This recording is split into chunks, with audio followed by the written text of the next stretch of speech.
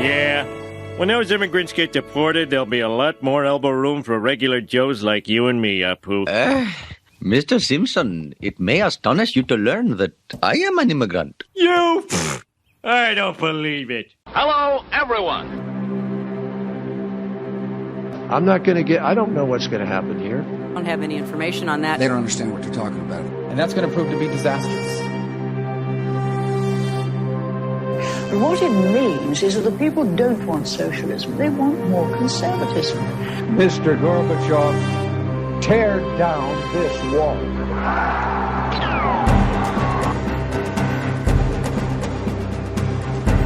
It's the Ricochet Podcast with Rob Long and Peter Robinson. I'm James Lennox, and our guest today, well, put some nitroglycerin in the paint shaker and stand back. It's Ann Coulter. Adios, America. Let's have ourselves a podcast.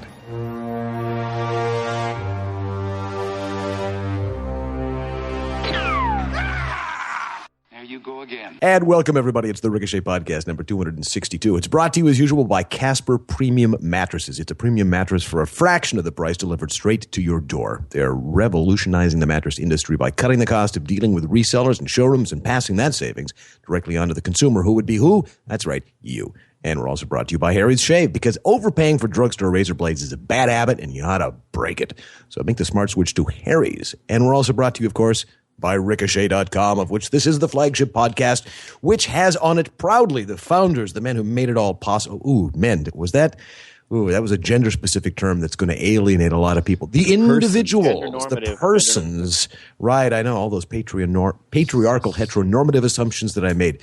You know what? I love when people use the word cis because it's a perfect reason to ignore them for the rest of the conversation. We'll get to that in just a second. In the meantime, Rob Long, who is here, no, he's not, he's in Balmer, I believe, is going to tell you why you ought to crack open your wallet with the jaws of life and let those little cartoon flies come out of it to indicate that it hasn't been used very often, and part with some shekels, which will get you, Rob, what? Well, look, if you are listening to this podcast and you are a member of Ricochet, we are pleased to have you along for the ride with us. We need 10,000 members of Ricochet. We have, short of that, we have about 1.2 million downloads a month across all of our podcasts. So about 1.2 million listeners, maybe slightly less than that. People listen to Double or Trouble, or just say 500,000 listeners. And all we need is 10,000 members of Ricochet. Being a member of Ricochet isn't for everybody. I'm sure there are people listening who are like, I never want to join. Here's what you get. You get to participate, start, contribute to the biggest, widest, most interesting civil conversation on the web among and between members of the center-right. You get to come to lots and lots of meetups. We're having more and more of them, and we're going to start having more and more of them in hot spots around the country. And by say hot spots, I mean important primary states. We feel like this is a great time for Ricochet to flex its muscle a little bit and maybe, start to shape not the outcome of the conversation, right? I mean, we all come from different points of view from the center-right, but to shape the rules of engagement. I think everybody on our side watches what the people in the news do to our candidates. They find the stupidest, most out of context thing, or sometimes an outright lie, and then they burn up their time demanding that a candidate answer this or that. They did it to Ted Cruz last week. They did it to Scott Walker 2 weeks ago. They do it to our guys all the time. Ricochet is taking a stand against that. We want you to join with us. We want you to become a member. 3 levels, Coolidge, Thatcher, and of course the highest level. There can be no higher level, the Reagan level. They all have their own goodies. Come to Ricochet.com. Check out the site. Just do it for a month. A month's free. If you like it, we know that you will. We're like the drug pusher on the corner. The first one's free. We know we'll get you. So come to Ricochet.com. Join us. Join the conversation. Here's a point to be made based on what Rob said. Peter, I'm going to throw this to you. There's been this dispute on the right side between Charles C.W. Cook and Ace over at Ace of Spades as to whether or not refusing to hold the left up to the rhetorical and inquisitive standards that they hold up to the right is somehow unilaterally disarming. In other words, shouldn't Bernie Sanders be asked not only about his 1972 all women want to be raped essay, but shouldn't every single Democratic candidate be asked where they stand on the rape issue in order to humiliate them as much as their side does to us? Peter, throw that to you. The answer is, of course they should, but they never, ever will be. This is the fine line we have to walk. Rob actually, I'll throw it over to Rob in a moment because I'm sure he's seething right now. Rob gets furious with us when we against the inequality, the inequities that the mainstream media, that almost all the media imposes on us. Because if I understand Rob's position correctly, but this is certainly my position, you have to remind yourself of the injustice of it. You have to do what you can, but what we can do about it isn't much. Join Ricochet. Talk back to the extent that you can, but we have to be very careful to conserve our energies and do what we can, where we can, and simply, I've been in this for a long time now, so I can tell you that if you think the press is monolithically anti-conservative or anti-Republican today, believe me, working in the Reagan White House during the 1980s, before Rush Limbaugh, before Fox News, wow. Talk about monolithic opposition. Then it really was monolithic. Rob? No, I agree with you. I think my issue with it is just that I sometimes feel that our side, throws up their hands and says, well, why bother? Because, if we fall into nihilistic arguments, where we get really mad about stuff, and all we are is mad about stuff. And I feel like that's a problem. Reagan won some major victories. You can win without the gatekeepers. I mean, we'll have Ann on in a moment. I love Ann, but Ann must be the only person who's the most loyal MSNBC watcher in the world. And I don't know why she does it. I don't think it can't be good for her blood pressure, but she does it anyway. So I just feel like I fight on my side. For me, I fight against myself all the time. This urge to sort of look for external reasons why. This is what people do. Reasons I can't change for why I'm failing. Right. That's what when people lose money in the financial markets, they always ask themselves two questions: did I lose it or was it stolen? And they always want it to be stolen because if it was stolen, it wasn't my fault. So when we lose an election, our side, or we lose the debate, we say, okay, well maybe we were just stolen from us. That's why people say, I think we gotta take our country back, like our country was stolen from us. Well, it wasn't stolen from us. We lost it fair and square. And so I kind of I want to redirect my own head so that I'm not thinking all the time about all the forces arrayed against me that I can't change, and instead look at the things that I can, because that's the stuff I can actually do something about. That said. It is to me ridiculous, and now becoming kind of a parlor sport to identify all the double and triple and quadruple standards that are in the media. And I think, and I'll say this, I think I'm wrong about not flagging it every time it happens. As long as we do so without whining and moaning.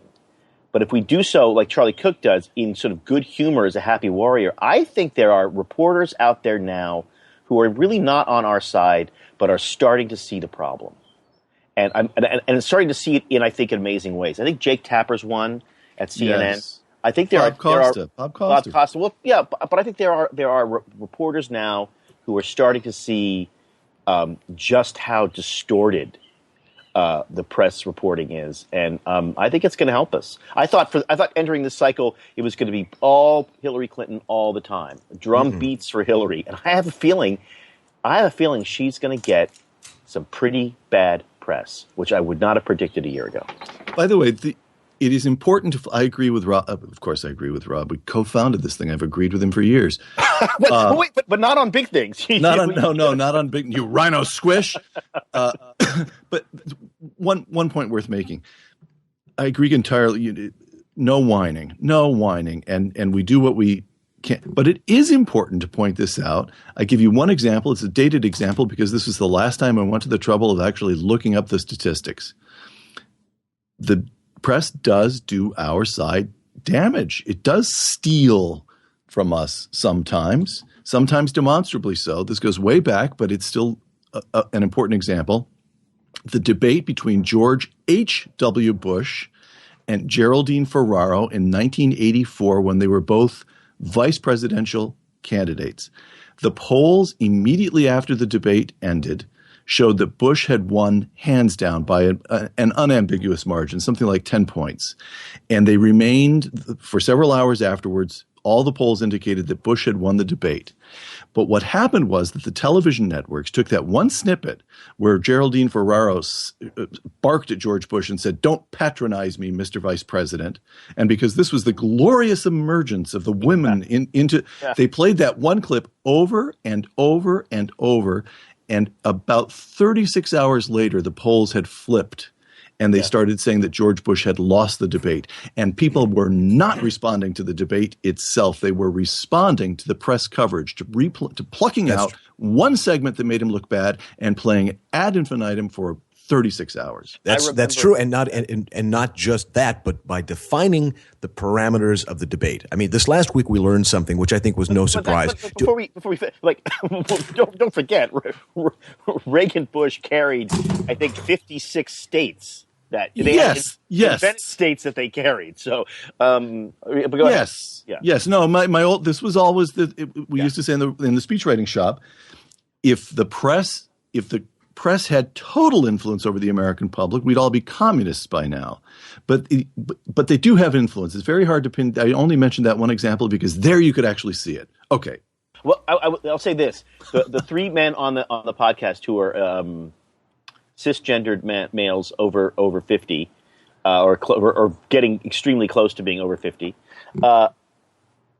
Remember that. I remember that moment really well in that debate because of the weird, lame response that Geraldine Ferraro had. That people played that clip over as it was triumphant, but her actual response was I believe his rejoinder to her was, "Let me help you, Mrs. Ferraro, with the difference between hostages in Iran and Grenada." Yes. And her response was, "I don't need you to help me with foreign policy, Mr. Vice President.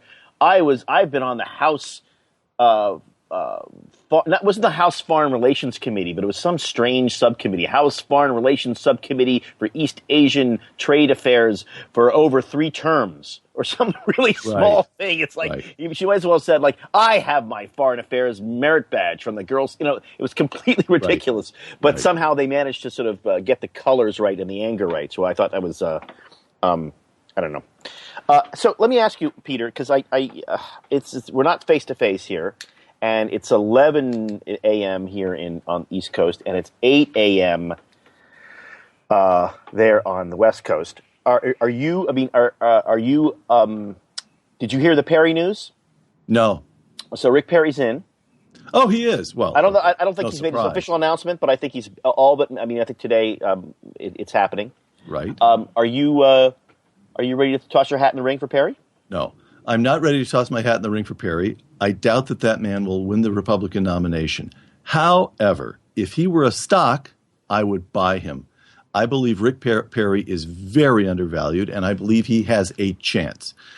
I base this on 3 things, one of which is a couple of personal encounters with him. We've interviewed him here on Ricochet, and I interviewed him down in Texas face-to-face for an hour and spent about an hour with him off camera.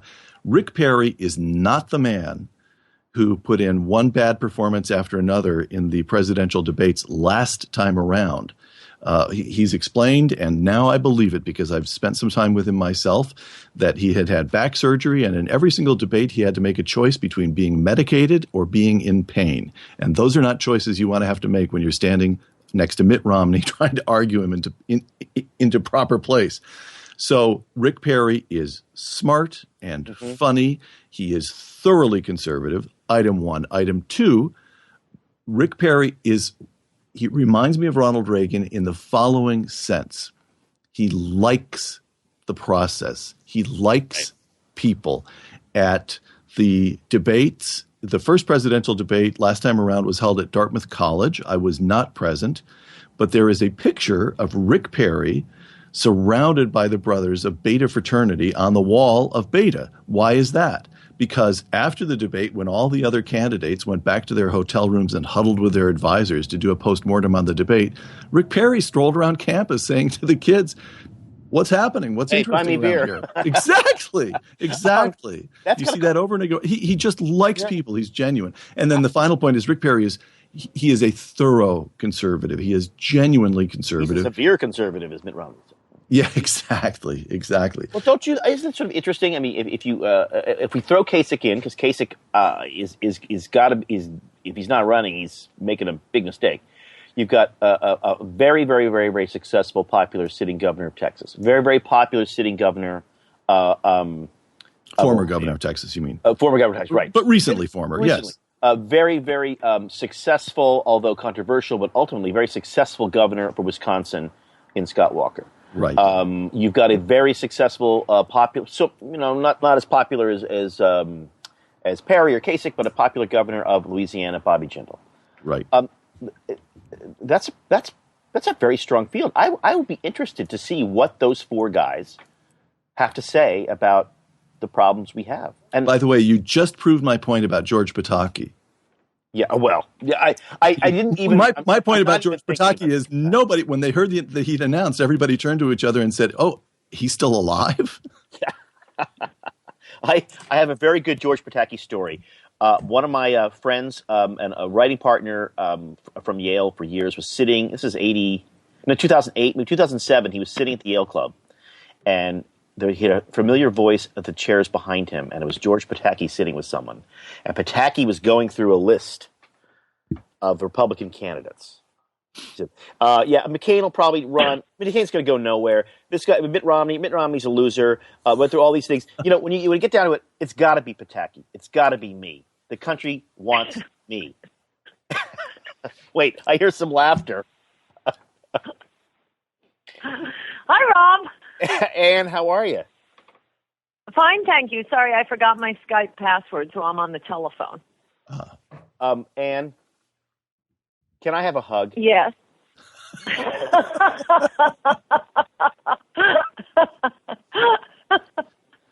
Yeah, that's likely. It's more like. Okay, should we do it? Let's do a proper introduction, James. Should we do a proper introduction? Sure, I was hoping to do so before. I think that was about 8 anecdotes back. But pre-Pataki, somebody had mentioned something about being controversial and popular, which brings Ann Coulter to mind. And of course, we don't have to tell you all the books that she's written. You probably have them, or you should go buy them. We don't have to give you her vitae, which consists mostly of excoriating Rob for being such a rhino squish, but also for just coming up with one crackerjack book after the other. The latest, of course, is Adios America, the left's plan to turn our country into a third world hellhole. And Ann, the first question I have to ask you is this. This last week, we learned something. I think the nation learned something that was only known to a few people in the publishing industries in the coast, and that is Annie Leibovitz is a hell of a photographer. Yeah, I know. I'd love to have her take my picture. So how does this all fit then? The left's plan not only includes turning the country into a third world hellhole, but also readjusting our various notions of gender and acceptability and so forth, and what we're required to accept unless we want to be branded a hater or a phobic or something like that. As far as your book goes, you're immigrant phobic, aren't you? You're other hater, aren't you? I mean, defend yourself, Ann Coulter, from these charges. No, I'm an American lover, and the Bruce Jenner story, like the Dugan story or whatever their names are, and the ISIS stories, are all just ways for the media to distract us from immigration. They really just don't want Americans even thinking about it, because whenever they think about it, oh boy, they don't like it. They don't like it at all. Immigration has changed quite dramatically and intentionally by design with Teddy Kennedy's 1965 Immigration Act. So apart from the blatant falsehood of the idea that America is a nation of immigrants, for people to think about, their grandfathers arriving at Ellis Island. No, pre-1970 immigrants were a whole order of business different from post-1970, post-Teddy Kennedy Act immigrants. Earlier immigrants were more educated, bought more houses, made more income. And, oh, by the way, 30% of them used to go home. Post-1970, and also / post-welfare state, obviously no one goes home. They go on welfare. They're far poorer, far less educated, shockingly less educated, with the majority, certainly, of illegal immigrants and 30% of legal immigrants without even a high school diploma, which means they'll be getting back about $35,000 a year more than they pay in their little sales taxes every year in taxes, in money from the U.S. taxpayer. What country would do that? It's utter madness to have anyone come in who instantly is going on government assistance, not to mention instantly committing crimes. And that's why we have to be constantly distracted by the media, think about anything else, talk about anything else. And all these big mass immigration advocates who love to go on TV and retail lies about what a boon it is to America to drop 30 million poverty-stricken, welfare-receiving immigrants on the country. Boy, none of them will come out to debate me now. They really just don't want to think about immigration at all. They don't want Americans to know what's happening. So, Ann, can I ask you, I got one question, and then I know Peter wants to jump in. When people talk about immigration, I mean, on our side, or your side, of course, because as you know, I'm just a total rhino squish. But they say I meant to include you in my subtitle, but it was that's what makes him so huggable. When they say, they're like, oh, well, this is part of the plan. This is part of the plan to create this enduring voter legacy, this enduring voter block for the Democrats. And then everyone else kind of rolls their eyes and says, oh, come on, really? Is this a plan? This is a plan? Give me a break. In your book, you show, by their own words, that this was a plan. Yes, thank you. Yeah, it's not a crazy conspiracy theory. Now they're a little more open about it now that it's almost complete. They used to at least have to bite their tongues. But that Roy Teixeira, I don't know if I'm pronouncing his name correctly. Incidentally, that's what took so long with the audiobook, which will probably come out later this week. I taped it myself, and I have the whole book memorized. I was just flying through it. The sound engineer had to go in and add pauses, except when we got the comical foreign names. So I think at the end we're going to include the outtakes of me trying to say these insane names. But anyway, the big Democratic consultant, Roy Teixeira, I think that's roughly the ballpark of how you say his name, he recently said about Obama's reelection in 2014, he calls it George McGovern's revenge. And the post-1970 immigrants, they're voting 8-2 for the Democrats, and this is what elected Obama. And he's absolutely right. With the demographics of this country, as they were even in 1980, just 10 years into the plan to transform the country, Romney would have won a bigger landslide against Barack Obama in 2012 than Reagan did against Carter in 1980. And Peter here, is this book a lament or a call to action? Is it too? It sounds as though it's too late. Action. Go ahead. No, a lot of my friends think that. I wouldn't have bothered writing it if I really thought it were too late.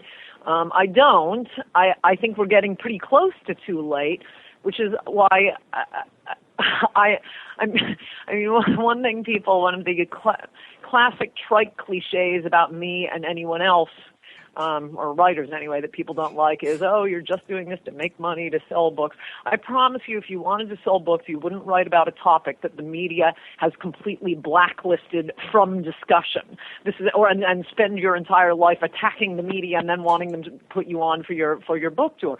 I will get no mainstream media attention for this, none whatsoever, and I'm having a little trouble getting it from the, quote, conservative press.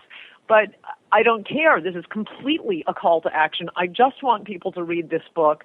I don't think it's too late, but drastic action does need to be taken. When I started writing, well, I wasn't planning on writing this book. It was when I started looking for basic facts about immigration, like, how many foreign-born are in prison?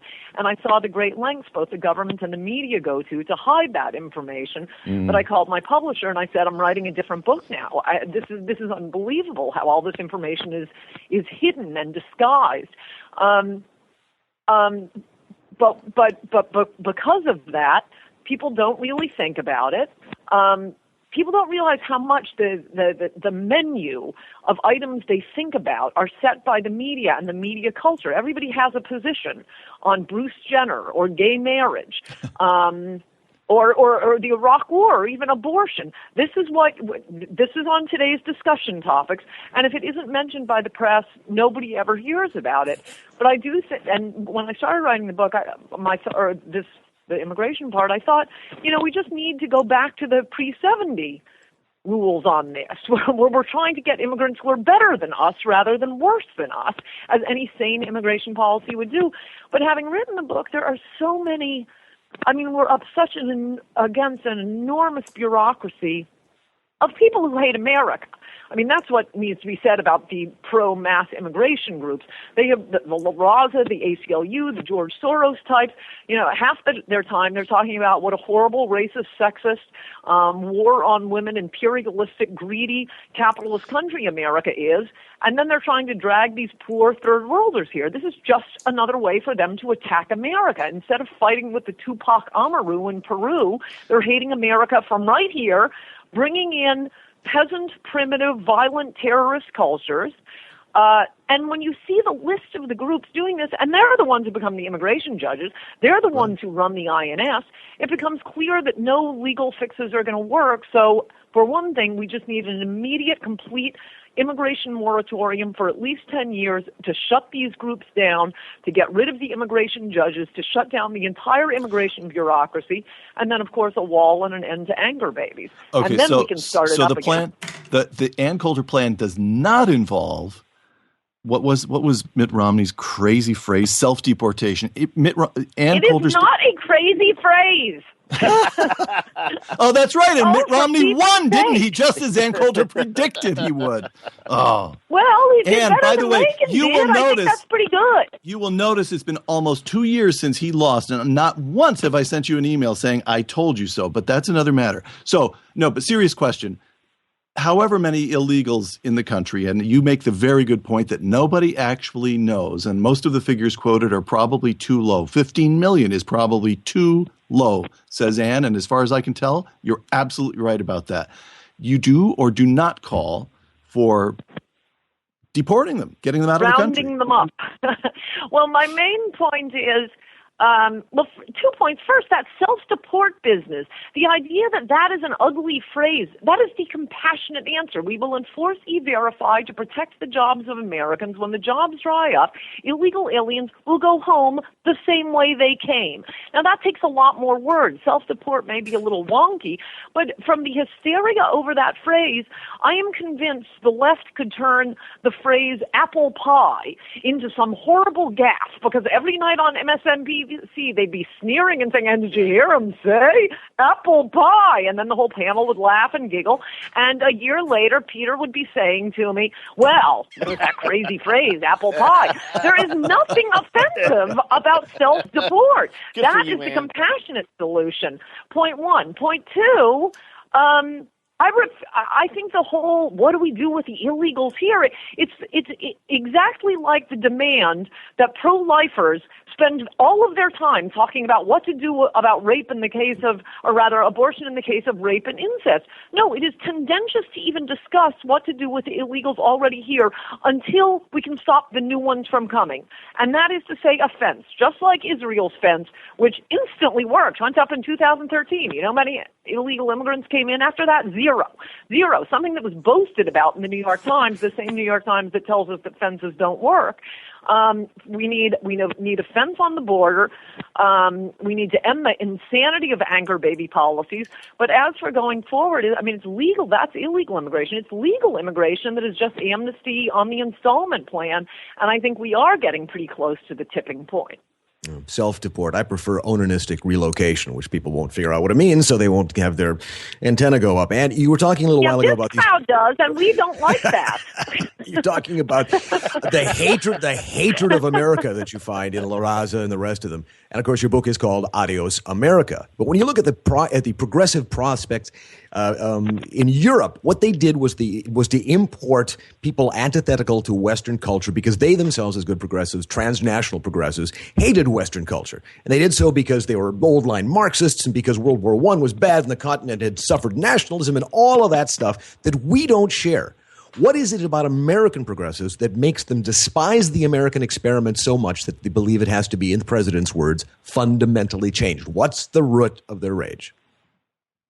Well, you would need a team of psychologists to figure that out, but I think that's more explained in my book, Demonic, that goes back to the French Revolution. There's just always been this love on the left for the noble savage and anarchy. I think, I suspect part of it is they figured, okay, the country will be Zimbabwe, but we get to be Mugabe. But no, they could be the ones eaten by Mugabe, as usually happens in these communist revolutions. The one part of the communist revolution, it's always my favorite part, when they start killing the people with glasses. Yeah. Well, as in any sort of egalitarian experiment, it eventually ends with the tumbril and the guillotine. And the problem is, after many, many times you've chopped off heads, those blades get dull. And anybody who's shaved with a department store or a drugstore razor knows that after a little while that you paid way too much for this thing, and you're scraping your face and you're drawing blood. Don't go French Revolution. Don't go old style. Go Harry's. And yes, I am stepping in here to part the seas, and Ann can take a breath for a second as I remind you that Harry's.com is one of the sponsors of Ricochet for good reason. They give you the best blades you can find in the world because they own that factory in Germany. They're going to have an experience that comes right to your door, because why do you want to walk down the street and pay too much money when you can pay less and have it come right to your door for free shipping? Now, the starter kit's $15. That includes the razor, 3 blades, and your choice of shave cream or foaming gel. And as an added bonus, what the heck, $5 off your first purchase with a code Ricochet. And after you use that, you can get an entire month's worth of shaving for $10. Ridiculous. Shipping's free, as I noticed, and satisfaction is guaranteed. Go to Harrys.com now, and Harrys will give you that $5 off if you type in the code Ricochet. That's HARRYS.com. Start shaving smarter today. Back to Ann. So what would you do then? That better not be subtracted from my time. No. As a matter of fact, we are just happy that Ann Coulter is here to discuss Adios America, the left select.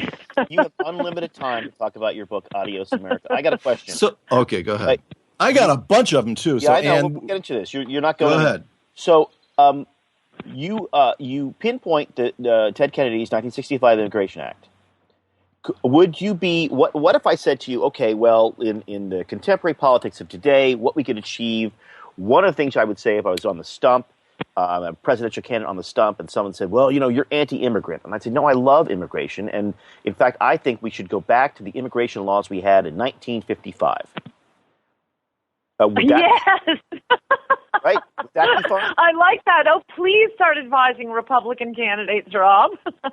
I mean, would do you think that would be would that fit along your principle? So, okay, first we secure the borders, and then we pass a comprehensive immigration reform bill that is exactly what the immigration laws were in the United States of America in 1955. Yes, with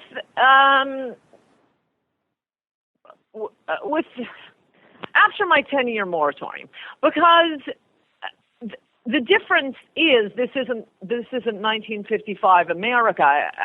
I mean, part of the sneaky trick is simultaneously with changing our immigration law to make it in order to make it much easier for the third world to immigrate here and to make it extremely difficult for the first world to come here. We also, of course, got all the great society programs, which is why I mean, among the enormous differences in the pre-1970 and post-1970 immigrants is pre-1970, about 30% of immigrants went home. And this was after being checked out at Ellis Island and having the idiots and the ones with a fever go home, and the ones who had survived vomiting all their way across the ocean. It wasn't just lives within walking distance, but even among those, if they couldn't make it in this country, they'd go home, and an awful lot did. So we do have to acknowledge that it's a different country when you have a welfare state. Oh, so and a lot of them went home. I'm thinking in particular of this is Peter now, Ann. Thinking in particular of the Italians. As I understand, it was more than 30% among Italians. Something like 50% or even a little bit more eventually went home. And some of those went home after making it in this country. They made a bundle and retired back to returned to Italy, where it was cheaper to live. Their American money would go much farther. Question. So what about a workers' program? What about Ronald Reagan was always very fond of the old Braceros program here in California. What about that, Ann? No. Number one, I wouldn't be citing Ronald Reagan on immigration. I mean, he's the one who gave us the amnesty that wrecked the country. Point one. Okay, he won the Cold War. That's in the pro column. But, these Johnny-come-latelys to Reagan worship seem to think that he was Jesus Christ and could do no wrong. No, this was the one thing that was this and Sandra Day O'Connor. Sandra Day O'Connor and Anthony Kennedy. I'll give you both of those, Ann. But remember, the Immigration Act that he signed contained two pieces. One was an amnesty. And be very careful here. I got to say, be very careful. They always have two pieces. But the other, always have two pieces. The other piece, it's always we'll cut spending if you just give us tax cuts. Ronald Reagan who failed to enforce the. But he didn't get it. What do you mean he didn't get it? He didn't get the border security. So, yeah, he also agreed, and by the way, he agreed to the deal I just described, too. Okay, we'll raise taxes if you cut spending. He was double-crossed on that. He was double-crossed on amnesty. He left office 2 years later. Okay, but I grant your point. There are a lot of people here who shouldn't be. Not according to his diary. He said it was that he was double-crossed by Congress, and he said it was the biggest mistake he made. Now I'm talking about their claim that they'd cut the federal budget in exchange for him raising taxes, but the same thing happened with, oh, yes, we'll secure that border and we'll have the employer. Right. The big thing were employer sanctions back then. Well, the employer sanctions never came. Moreover, of course, Chuck Schumer was involved in the last amnesty. And, I mean, look, we've tried this once before. We know we're going to be double-crossed, and I can tell you how the double-cross is going to happen. There will be no border security. Tell me what this. I will defend Ronald Reagan to my dying day, but precisely for that reason, it's boring. I move beyond that. The bill that he signed had overwhelming bipartisan support, and it was a product. The drafting was a product of a bipartisan commission that Jimmy Carter, of all people, put in place. It was headed by Theodore Hesburgh. So the whole thing was bipartisan, seemed very calm, very sane. Ronald Reagan signed it, and you are exactly correct. The employer sanctions were never enforced. Question: when you have bipartisan support for an action that will decrease or limit or regulate immigration, why do we find ourselves double-crossed? Why does the federal government refuse to enforce it? What are the politics? What are the dynamics? Because, well, we know the Democrat policy. They're changing the voters, and suddenly they're winning elections they never could have won before. So, you're dying off old white America. That's the Democrat position. The Republican position is, let's see, they're looking at their watch. They figure, the electoral consequences won't be felt for, another 5 or 10 years. I'll be retired by then, and I can collect all this big donor money because the Chamber of Commerce wants lots of cheap labor, and all my friends have maids and nannies. So that's the end of America, but I'll be dead or retired, and I'll have made my pile. It's incredibly cynical, selfish, and terrifying. And I think it's magnified by the fact, any congressman or senator can get some job lobbying afterwards. It's not really so much the lifeline for them, but it is the lifeline for their staffers. Their staffers need to make their pile when they leave office. And you just see this weird echo chamber among rich people, politicians. Yes, and I specifically care about conservatives and Republicans because I know Democrats and liberals want to wreck the country. I think most, probably Republicans and conservatives don't, but they're being hoodwinked and fooled by the echo chamber. You know what it reminded me of? It just occurred to me earlier today because I'm in New York City, and I know a lot of the New York Republicans and everything that entails. And it's just the damnedest thing that for 30 years now, every lovely Upper East Side Republican woman, it's like Night of the Living Dead. You're having brunch.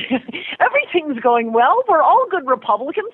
And at some point, Linda Blair and The Exorcist comes out, and they start haranguing me about how Republicans have to give up their pro-life position. Oh, yes, totally. How many years do we have to go through this? Yes. And it's the exact same thing with immigration. They all say the same things to themselves. It's politically stupid. It is morally horrendous. But the echo chamber, they all say, well, we have to appeal to the Hispanic vote. We have to give grant amnesty. What else are we going to do? And they all repeat it to one another, and they don't have anyone like me coming along and saying, no, you're wrong. We can't win the Hispanic vote. Appeal to the what? That's why my second to last chapter, I literally wrote that. I turned the book in. It was a placeholder, and then I decided, what the heck, I like it. It's called, I wrote this chapter after realizing how stupid rich people are. I turned in my book. I went to a fancy dinner party where where I was the only non-billionaire, and I tried to politely harangue them throughout the dinner because they're such utter morons politically. And, for one thing, rich people, they can be very stupid because they've made a lot of money, so they think they know everything about everything. Right. Point one, and they do know more about making money than I do.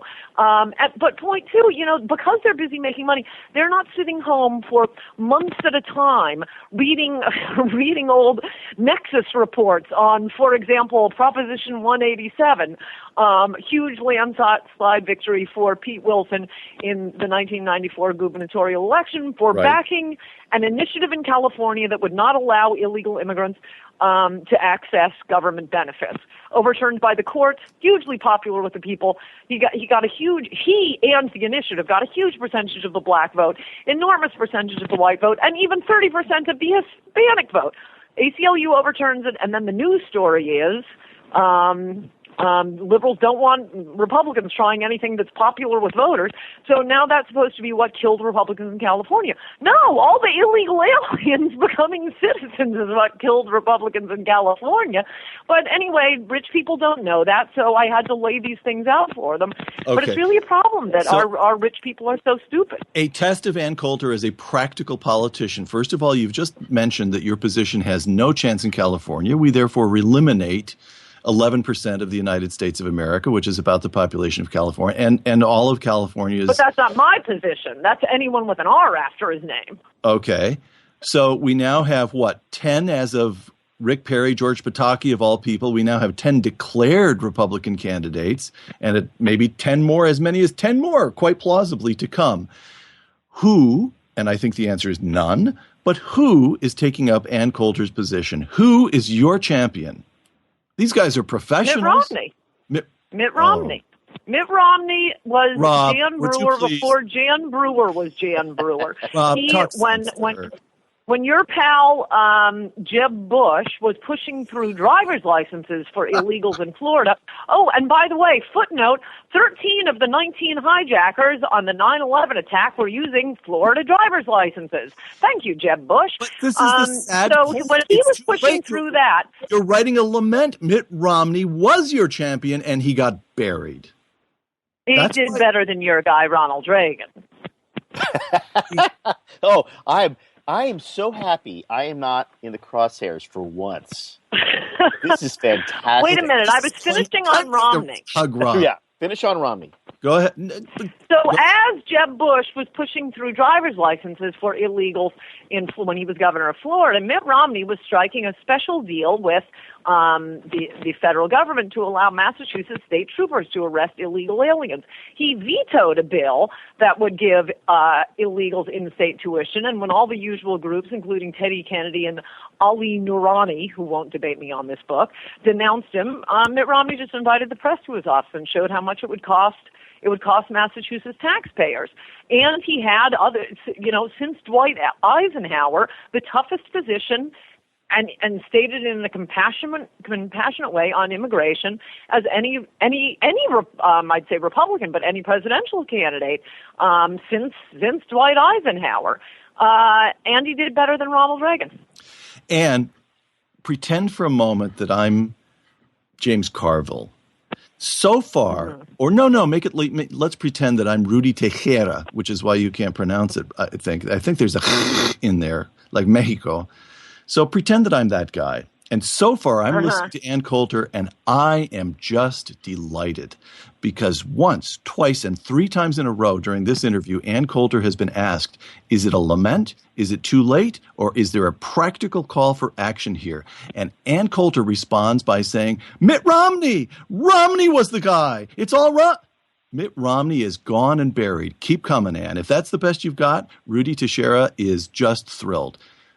Why does Rudy Teixeira have to say that? You're the one who's saying that. That isn't what I said every time. You guys I'm hoping that you can say Rick Perry's got a good position. We can work with it. Rick Perry is quoted in my book saying 17 times that fences don't work.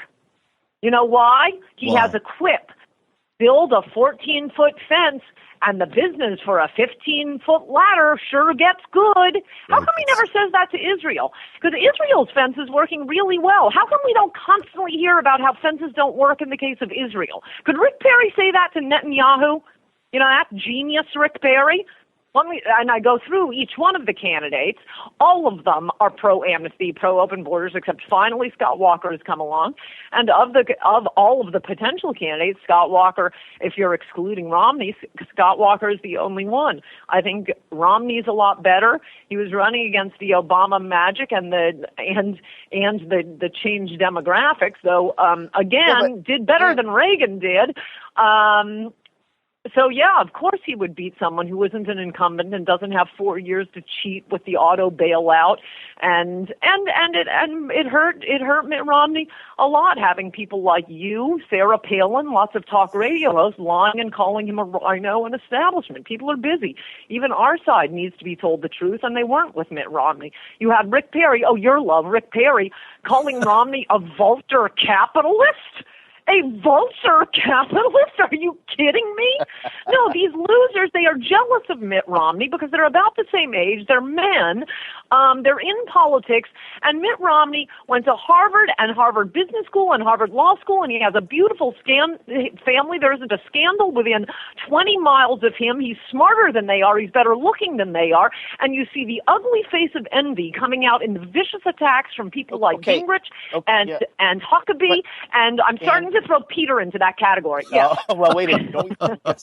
He's certainly better looking and richer than I am. But I'll put my family up against his. So Scott Walker's the answer. He's the best guy right now. That's what I'm trying to get to, Ann. Well, who's the best? I think I'm maneuvering you into the position. Oh my gosh, it's got to be Romney. Right. I want Scott Walker as the vice president. He needs to learn from Mitt. But Ann, Mitt's not running. Well, that's not really an answer. Who is the best candidate? He's available. He's there. But he's not. He's not going to run when he has to take on both the New York Times and Sarah Palin and the Fox News network. But this part of the point of this book is to wake people up to realize they were lied to. I mean, there's only a short chapter at the end on the candidates. But we have to say this book is not at all about political candidates. It's about this is a large, sweeping look at American immigration policy starting in the early 20th century to today. I mean, just to remind people, the book mostly it's about child rape and gang rape of our current immigrants and incest rape and how people are being lied to. And once they realize that they're being lied to and that you can't just throw immigration into one of many categories. Well, there's immigration and there's the internet tax bill. No, whatever is the most important issue to you, whomever is listening and all of you on the phone with me right now, whatever is the most important issue to you, we lose if the voters keep changing the way they are changing. Romney would have beaten Obama. We wouldn't have to have a second term of Obama. There was mass psychosis that seems to have gotten Obama elected in the first place. We might have had the first term. There's no way we would have had the second term. You lose everything across the board. You lose gun rights. You lose on abortion. You lose on taxes. You lose on OSHA regulations. It's over once this country becomes Mexico, and we're about 5 years away from that happening and one amnesty going through.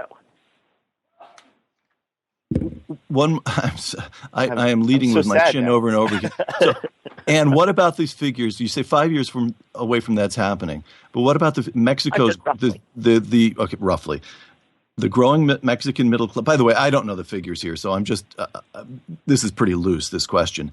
But the growing middle class in Mexico, we hear about the drug wars, but in fact, of course, drug wars are taking place in Mexico. But a large story in Mexico is also the rising economy. And immigration from Mexico has slowed. And what was it? This is probably because our country, the economy was so bad. As the economy here picks up, immigration is likely to return at least to some levels. But what was it, last year or the year before? On some calculations, there was net out migration of Mexicans, more return to Mexico than came in. So you've got some huge number here. That's a problem, but relax on immigration in the future, it's likely to be much less. And Ann Coulter replies, no, that's preposterous. That's utterly preposterous. I don't even believe the net loss. I mean, we're talking about, as a absolute conservative rock bottom estimate, 30 million illegal aliens here, the vast majority of whom are Mexicans. More likely, it's 50 million. I mean, the 11 million figure that we've been hearing for 10 years straight is based on the census asking people, are you an illegal alien? Or where were you born and are you legal, and subtracting whatever. It's based on illegal aliens answering government surveys. The more legitimate information is closer to 50 million illegal aliens, and that is really harming Americans, including Mexican immigrants from a few years ago, the ones who are here legally. And this burgeoning Mexican middle class. No, Mexico is a crap hole. It just is. It's not as bad as a lot of places in the world, but much of that middle class, I mean, it's incredibly corrupt government. Every transaction with a government official in Mexico involves a bribe, so get used to that becoming our new country. And one cost of illegal immigration that Americans are never told about is the fact that Mexican immigrants, legal and illegal in this country, send back at least $20 billion a year, which goes directly into the pocket of Carlos Slim. That's money that's just being sucked out of the American economy. That is more than we send to Mexico in direct foreign aid. $20 billion a year. How would Mexico, with their corrupt government and bribery and peasant culture where child rape is the norm, how would they be doing if they were plopped in the middle of Africa and not situated, cheek by jowl to the wealthiest country in the world, which they are sucking $20 billion out of a year, plus, another $15 billion in foreign aid we pay directly? Well, Anna, let me ask you one last question. What's the bloody point then? It sounds as if we have a foregone conclusion here. The adios happened a while ago. No? Well, Romney's not...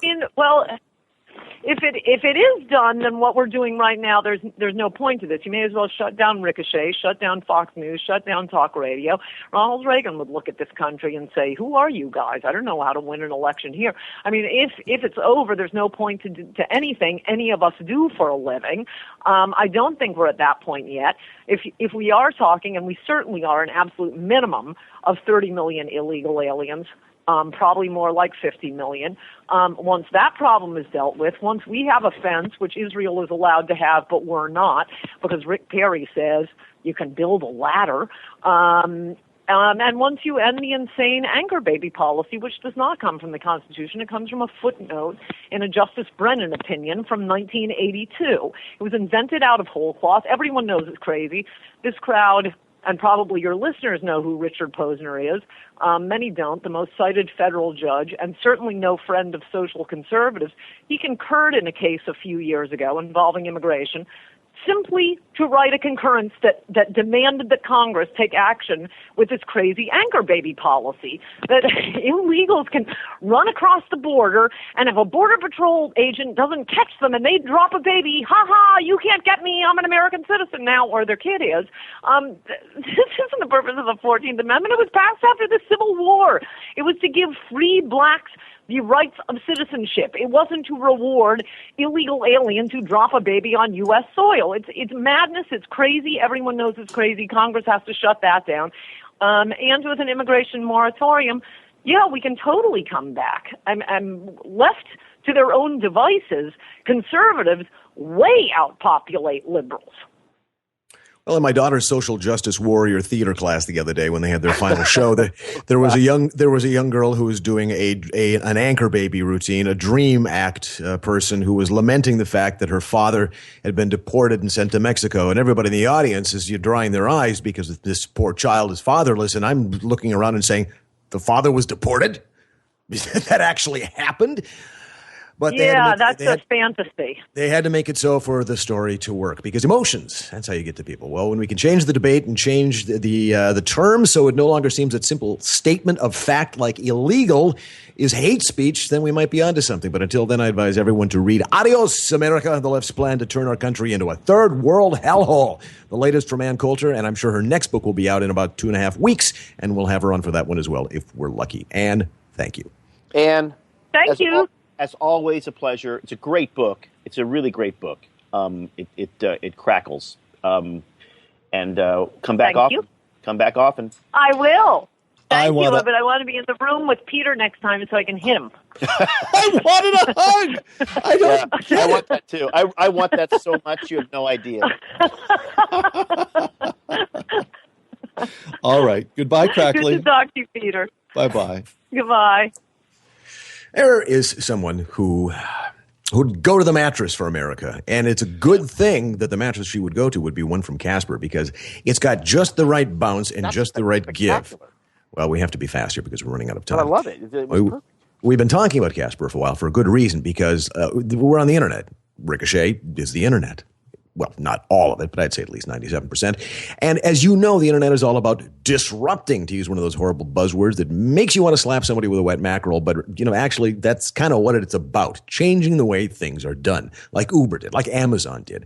And Casper's the latest. Now, this may seem like one of those internet bubble things from 2000. Oh, let's send people mattresses through the mail. But you know what? It's not 2000. It's 2015 and a business model that works like this. Cut out the middleman. That's right. Those guys who stand there in the corner spinning the arrows around, the people in the showroom who say, hey, bounce on this bed for 20 seconds and tell me whether or not you want to commit to it for the next decade. No, that's gone and the savings passed along to you, the consumer. Now, what they're doing actually is providing a good product. Did I say good? I meant great because I've been sleeping on this thing since they sent one over. It's foam. It's a different kind. It's a hybrid mattress that combines premium latex foam with memory foam, so it remembers you. It's, not like your dog. It's not waiting for you when you show up after work, but it remembers you and pays you off every night. Now, mattresses can cost you $1,500, but a Casper, well, $500 for a twin-size mattress, $750 for a full-size, $850 for a queen, and $950 for a king-size mattress. And having paid for one of those things a while ago, I'm telling you, that's a good price. Now, you understand that buying a mattress online can have you wondering, what if I hate it? Well, here's the thing. It's shipped to you free, and you get 100 days to sleep on it. Or, if you prefer, 100 nights. Now, statistically, lying on a bed for 4 minutes in a showroom's got no correlation to what's right for you. So 3 months on this thing, you're going to know. And why free shipping, sending it back? Because they're pretty confident that after you've spent 10 nights, let alone 100, you're not going to want to give this thing up. All right, obsessively engineered, just the right sink, risk-free trial, return policy, mattresses made in America, and a special offer is this. Casper.com/Ricochet. If you go there and use the coupon code altogether now, Ricochet, you get $50 off on any mattress purchase. Terms and conditions apply, of course. Read about it on the website and do so. And thank Casper for sponsoring the Ricochet podcast and reward yourself with the best sleep you're going to have for the rest of your life. Well, gentlemen, we've got a little bit of time here and going on some topics that have been brooded about on Ricochet itself. It seems that Denny Hastert's indictment is something of a problematic situation, to use the language of the left, because it's not what he did, which, of course, everybody thinks that that's what he's being indicted for. This man had the gall to take his own money out of the bank in a way that the government did not approve of. Yeah, I actually feel like this is it's a really interesting test case because he's not accused of doing anything illegal. There's no victim here. At least there's a person. It was a young man, but the young man does not file any charges. It's his own money. It's called structuring, right? He structured his withdrawals and payments so that they were underneath the reporting requirements for his banks. And he did so not to conceal something that was illegal, because it's not illegal to pay money to somebody. He did so because he didn't want to have to explain why he was doing it, because he was embarrassed by why he was doing it, presumably.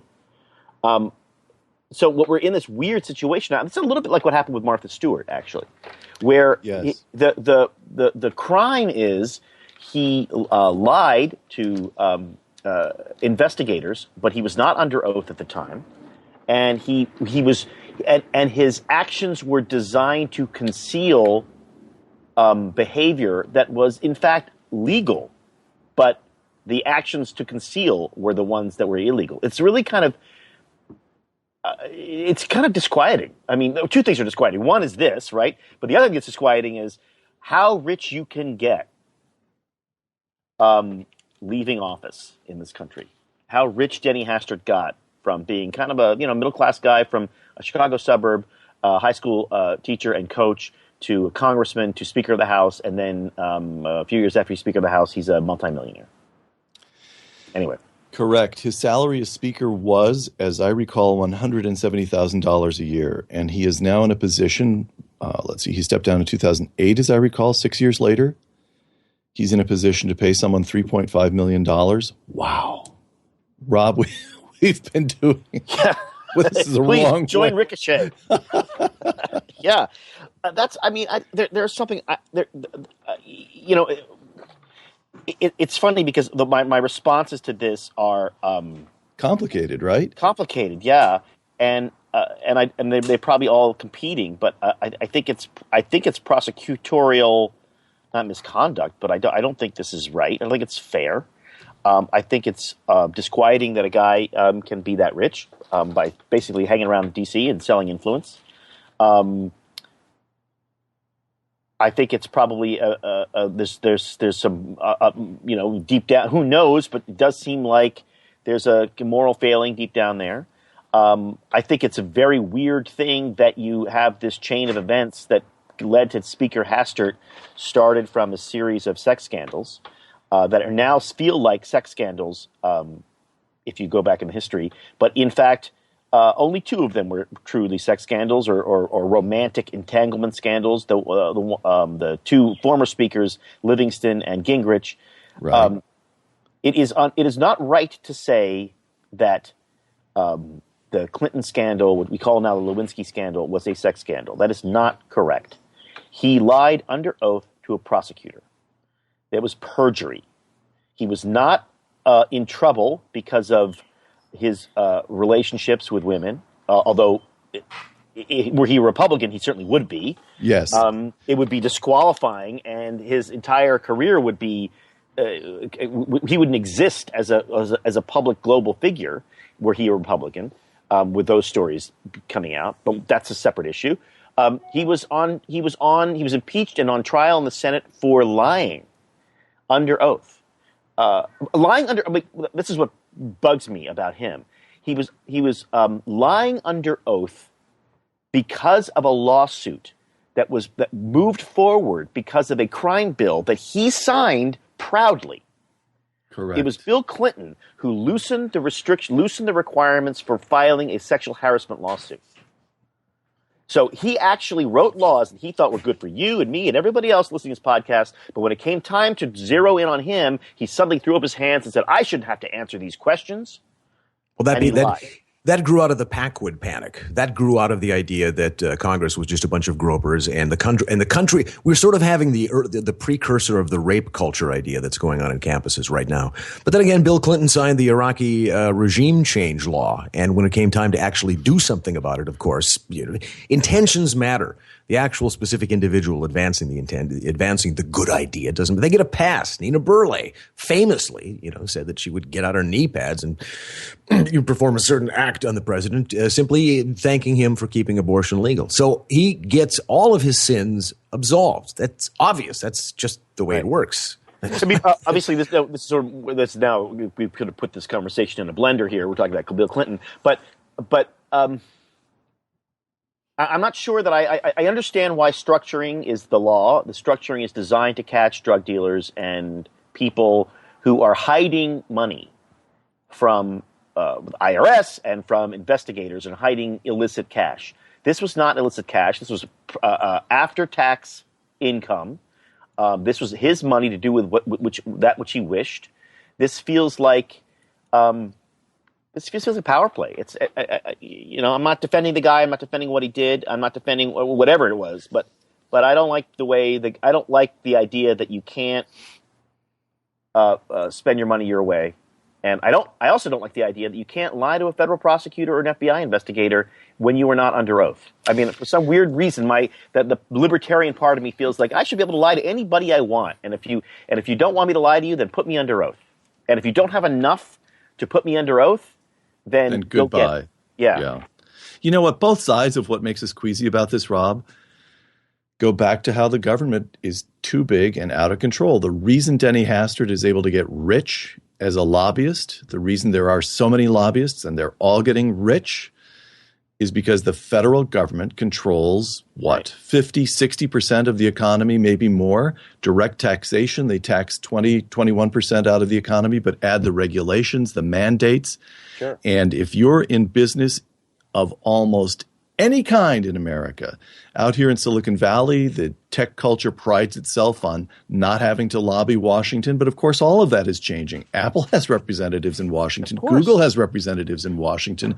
When you want to file an IPO, you learn that you need to go through regulation after regulation after on and on and on it goes. And if the government is going to exert that much control over that large a proportion of ordinary economic activity in this country, then all kinds of people will quite rightly say, how do I get my case put before Congress? Exactly. How do I stick up for my company? How do I defend my shareholders? And the answer is, you pay a lobbyist. That's the way it works. You may not be happy about it. I'm not happy about it, but that is the system that will naturally emerge when the federal government lays claim to over half of economic activity. Exactly.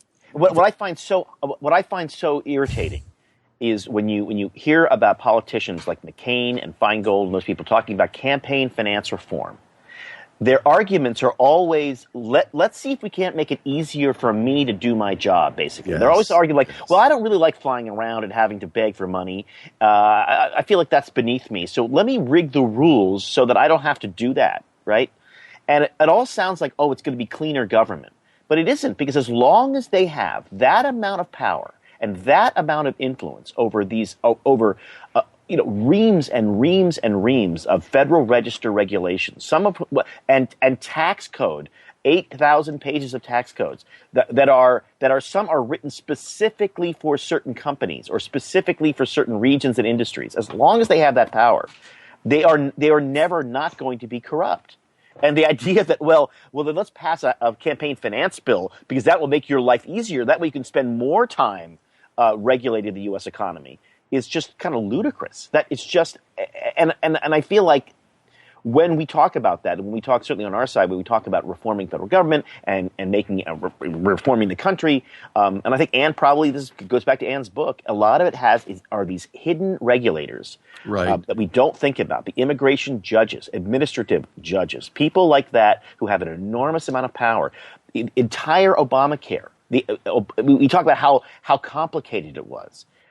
Obamacare is considering what it does, is one of the simplest pieces of legislation probably passed in years by the federal government, because all it does is say the secretary at the secretary's discretion can write a rule, can enforce a rule, can rewrite this, can rewrite that. It is simply a gigantic blank check written for regulation. That's a big problem, and all that's going to be is to make the lobbyists and the rule writers richer as they revolve in and out of government, and the rest of us will be suddenly wake up one morning and realize we're being overregulated. To return for a moment, only a moment, to the 1986 Immigration Act. The point we keep making the point that the federal government expands its power constantly, right? And of course, they do when they want to. But what happened in 1986, what happened following Ronald Reagan's signature on that bill in 1986 was that from that day until today, the federal government has failed to enforce the law. What happened there was that the regulators, the bureaucracy, all the people involved in actually implementing a piece of legislation that had bipartisan support and was signed by the President of the United States, called for employer mandates, certain new controls on the borders, just were not implemented. When they don't want to enforce the law, they're quite good at doing that as well. Yeah. Well, Peter, as a conservative crypto-fascist, of course, your opinion is quite predictable. Government's too big. Government's too big, and government is too much. What you don't realize is that government isn't big enough, and government is starved. Dare I say, on the ground, parched and flopping like a fish in the dock for more money. You need only look to a CNN.com money story this week, which said, the IRS, they just had that 100,000 patron customer break-in. Is it because they're bad at their job or because they don't have enough money? Could the IRS be broke? And sure enough, those dastardly Republicans cut jobs from the IRS in punishment for what they had done with the Lois Lerner scandal, and then actually shaved a little bit of money off their budget. So they can't afford to pay the people enough to keep their databases secure. And when you look at the story, you realize you see a couple of things. One, it said that some equipment that the IRS using hails from the Kennedy era, which makes you think that the reason the hackers were able to get into the system is that they mailed them punch cards with Frank Sinatra's social security number, and hacked in that way. And the other was that they're using Windows XP, which Microsoft itself discontinued support for last year, and which is quite vulnerable. Now they have had, of course, a program to upgrade their computer systems, but it's, quote, severely delayed, which means that, like any large institution, they're completely mired in the process of putting together the PowerPoints to describe how stakeholders will be brought on board in order to effect the change to the transition to the new system. And at the end of it, they will come up with a system that's 4 or 5 years old and it's one of those circles with the arrows that keep going around it. Like you've seen the PowerPoint slide. It's always like a circle, and then arrows going inputs. Reflection, refinement of mission. Like it keeps going around in a circle. Am I the only one that's seen that slide? Right, exactly like that. That's exactly. Well, also remember, from a certain political perspective, the government spends money to make us better, and to make us better people, and to make it a better society. And we are, because if you really believe that, we're infinitely bad and infinitely flawed. And so it needs to be infinite number of resources expended to improve us. It's a constant self-improvement. We're never going to be good. We're always going to be, rude or bigoted in some way, or the playing field won't be perfectly level in some way. So the expenditure cannot end. You're getting me into a Ted Cruz frame of mind here, Rob. The way you and Jen, with the government's, I'm getting angrier and angrier and angrier. And I want a candidate who's going to go to Washington as president of the United States and smash furniture. And that's Ted Cruz. Apparently, that candidate's Mitt Romney, according to yeah. Oh, hold on. Can a serious question? Yeah. Well, semi-serious at least. Is Ann genuinely proposing a draft Romney movement? Is that what she wants to do? I no longer am in the business of predicting or interpreting what Ann wants or thinks or is going to say next. Because, first of all, whatever she's going to... And you say that as a man she wants to hug as opposed to me whom she wants to hit. Oh, go ahead. I think she'd rather hit me too. But I won't... whatever it is, she is... here's why no one wants to debate her on the other side. Because she knows her facts. You can't... she doesn't write a book every she doesn't write that many books that often. She spends a year just like basically reading. Right. And she absorbs everything, and she just nails you on the facts. So she's a terrifying debate opponent, and that's why they won't have her on, because she'll win. So they'd rather just caricature her, right? I mean, that's what they'd rather do. They'd rather say, Ann Coulter, she's a firebrand or whatever. But in fact, if you read the book is 3/4 facts and stats. Written in a humorous, incredibly incendiary and wonderful way, but it's go ahead and argue with it. It's hard to debate. And the book, actually, the title of the book once again is Adios America. Exactly. Before we go, we should just there are just two things in the member feed I point you to. I don't necessarily want to. We don't have time to talk about it, but Jen Foray wrote a really good piece about FIFA. There's the World Soccer Association, the big scandal. What's his name? Sepp Blatter, this fantastically named former head of it. Blatter. Blatter. It is the sound you make when you step on a toad. Sepp Blatter. Everything you know about FIFA is wrong. It's a really good piece if you just want to catch up on what on earth that must mean. Well, let me ask this. As he may be, I don't care. I feel sorry for him. To go through life named Blatter, unbelievable. Well, it's different. It's means something different in his language. Ah, all right. James? I don't know what that language is, but I was just going to say I am under the impression that FIFA has to do with European soccer or football, as they call it. Is that wrong? No, it's not. Therefore, the headline is an error. There are two things that we should avoid on Ricochet, and one of these is you're doing it wrong. Everything you know about this is wrong. That bossy pants, hand on the hip kind of stuff. I'm not to insult Glenn Foray, but that style of headline makes me nuts. The other thing that we should be cautious of in Ricochet is the number of posts that end, or the topics that end with a question mark, which is a way of sort of making an assertion but weaseling out of actually coming out and saying it. So let's be careful about these things.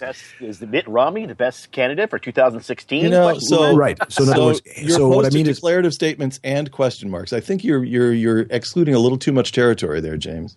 Well, everything you just said, Peter, is wrong. Rob, what was the second?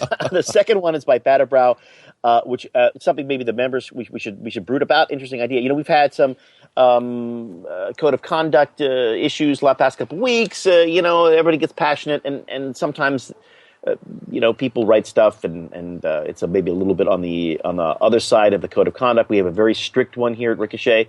But there was some movement and a suggestion that maybe we should have a non-code of conduct tab where you could go for stuff that's a little more freewheeling and not quite so prim and proper. Something we should think about. Fight Club. That is a non-crazy idea, actually. Yeah. Well, all right. We will have to think about that. I don't know. It's like does it. I don't know. It's interesting. It's an interesting idea. Got to think about it. Well, perhaps so. A little blue tab where it's Fight Club plus Plato's Retreat. And everybody writhing around in the mat, punching each other. Yeah. Until then, of course, you can be assured that everything in Ricochet is code of conduct compliant, and that means that, you know, I was just at this event, the Center of the American Experiment 25th anniversary down in Minneapolis, and ran into a Ricochet member. As a matter of fact, I was going past a conversation, and I heard somebody say Ricochet. And I had to bear right in and make the pitch and say what it is. And maybe we got somebody out of that. Because when I told them, no trolls, civil conversation. You got to pay, but it's worth it. Eyes lit up. What a marvelous idea. So tell everybody, get us up to that 10,000 and beyond and ensure the future of Ricochet. As far as the internet goes on, and of course you can also do your part by going to Casper.com and getting yourself a mattress. It's a lot to ask, but once you get it, you'll realize that we're doing you a favor. You can go to harryshave.com, harrys.com. In both cases, your coupon code Ricochet will get you something that the rest of the world just simply can't. And that's to thank you for listening and to thank you for being here. And, well, everybody, you've got Ricochet swag all over the site as well. You've got a new Start a Conversation button, which is not beveled. I can't tell you how happy I am about that. It's the one possible mark I've made, in civilization in the last 6 months was to rail against the beveled conversation button. And now my life is complete, so I'm done. I'm stepping away for good.